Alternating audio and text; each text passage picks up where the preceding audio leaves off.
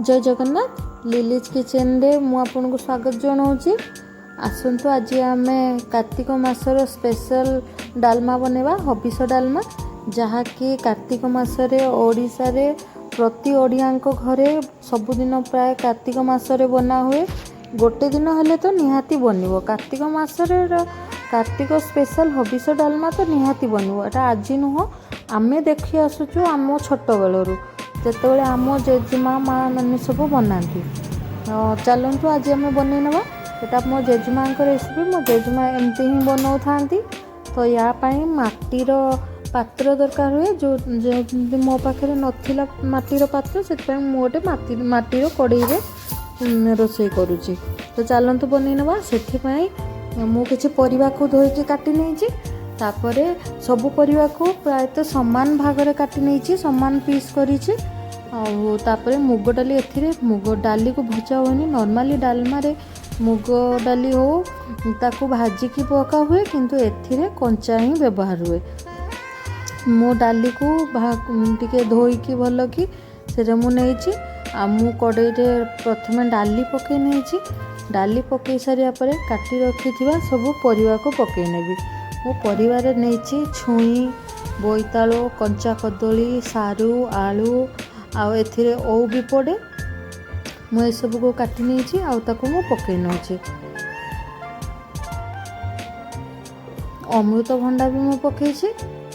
आपण पाखरे जहाँ थी नॉर्मली यही सब परिवा कार्तिक मासरे खिया जाए से कार्तिक मासरे यही सब परिवा ही डालमा रे पड़े। सब परिवा को पकई नहीं कि किछि समय ढांकी देवे। ढांकी सारा पर सीझीज। एबे आमे ओउ को पकईबानी। ओउ जदि एबे पकईदेबा आ परिवा सीझीबनी से ओउ को आमे पछरे पकईनबा।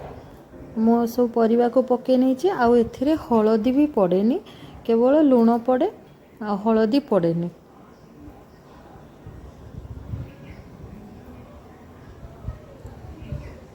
लुण पकई मु ढांकी नेबी। ढांकी नहीं सारापर को सीझापी मुझे छाड़देवी किसी समय। जेहेतु आम ए कंचा डाली व्यवहार करे तो ए बहुत व्हाइट व्हाइट जो आमर ऊपर झाग बाहर तो ताको आम बाहर करदे। ये डाली रे बेसी खाइले आमर यूरिक एसिड बढ़ी जाए, गोड़ हाथ पेन करे। से आपन जेबे भी डाली बनातु तो आपन ए तार जो धला धला बाहर ताकू सब आपन बाहर करके पकईदेवे। एथिरे आ डाली रे खाइले भी यूरिक एसिड से मानकर प्रॉब्लम थिबो से आउ पेन एका करबनी। मु बने बाहर करनी आउ ए सब थिले हमर डाली रो टेस्ट भी आसेनी। तो डाली रो टेस्ट आसीबा पई आपको हमें बाहर करनवा जरूरी।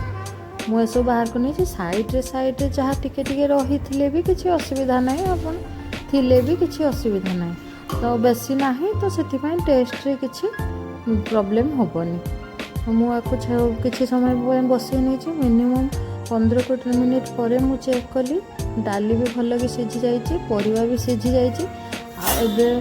पूरा परिवा सीझीनी तो टिके अच्छे मुझे ओउ को पकई नेबी। किए किए ये समय अदा को छेचिकी भी पकाती। आम घरे अदार व्यवहार हुए से मुझे अदार व्यवहार करनी। किए किए अदा भी पकई था। ये भी सीझीगला मुझे 10 मिनिट छाड़देली। 10 मिनिट सीझीगला मुझे किसी नड़िया कोरिकी पकई आउ भाजी रखी जीरा आउ लंका गुंड को मु पकई नहीं। मुझे जीरा भाजवा बेले मु लंका भी पकई थी और से मु भाजी नहीं। देखो हो गलानी हबिष डालमा नॉर्मली छुंक दिया हुए कि आम ए छुंक देकी करवा। तो देखो सीझे एमती ही हबिष डालमा खिया हुए। मुझे छुंक दवापाई टिके मु घी नहीं, गोटे चामच घी नहीं। कार्तिक मासरे तो तेल खिया जाएनी, घी खिया जाए। तो से घी छुंक दूचे। घी आ डाली रे नॉर्मली टिके घी छुंक देले ही डाली रो स्वाद बहुत बढ़ी जाए। मुझे घी नहीं, घी को गरम कर सारा पर ए जीरा गोटा लंका आउ किछि हेंगु पके मु यार छुंक देबी।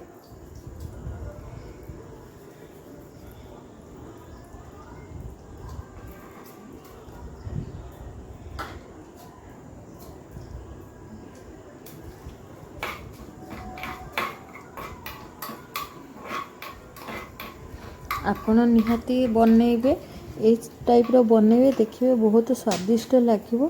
ଆଉ ଏମିତି ଟିକେ ଛୁଙ୍କ ଦେଇଦେବେ, ଯେଉଁ ବାସ୍ନା ଯେଉଁ ହେଉଛି ୟାକୁ ଅରୁଆ ଭାତ ସହିତ ଡାଲମା ଖାଇବାରେ କାର୍ତ୍ତିକ ମାସରେ ମଜା ଆସିଯିବ। ଆଉ ନିହାତି ବନେଇବେ, ଆଉ ବନେଇକି ମୋତେ ନିହାତି ଜଣେଇବେ ଯେ କିଏ କିଏ ବନେଇଲେ ଆଉ କେମିତି ଲାଗିଲା। ଦେଖନ୍ତୁ ବାସ୍ନା ବହୁତ ସୁନ୍ଦର ହେଉଛି, ଛୁଙ୍କର ବି ବାସ୍ନା ବହୁତ ସୁନ୍ଦର ହେଉଛି, ଆଉ ଡାଲିର ବି ଟେଷ୍ଟ ବହୁତ ସୁନ୍ଦର, ବହୁତ ଟେଷ୍ଟ ଲାଗୁଛି। ଘରେ ସମସ୍ତଙ୍କୁ ବହୁତ ପସନ୍ଦ ଆସିଲା, ପିଲାମାନେ ବି ଖୁସିରେ ଖାଇନେଲେ।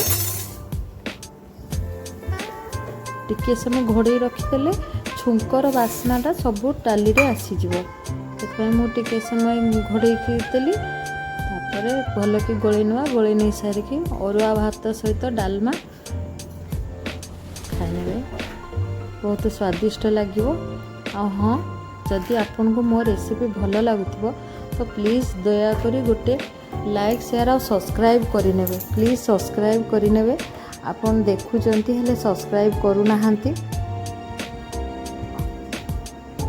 ଆଉ ଯଦି ଫେସବୁକ୍ ପେଜ୍ରେ ଦେଖୁଥିବେ ତାହେଲେ ସେଥିରେ ଫଲୋ କରିନେବେ। Thank you. ଜୟ ଜଗନ୍ନାଥ।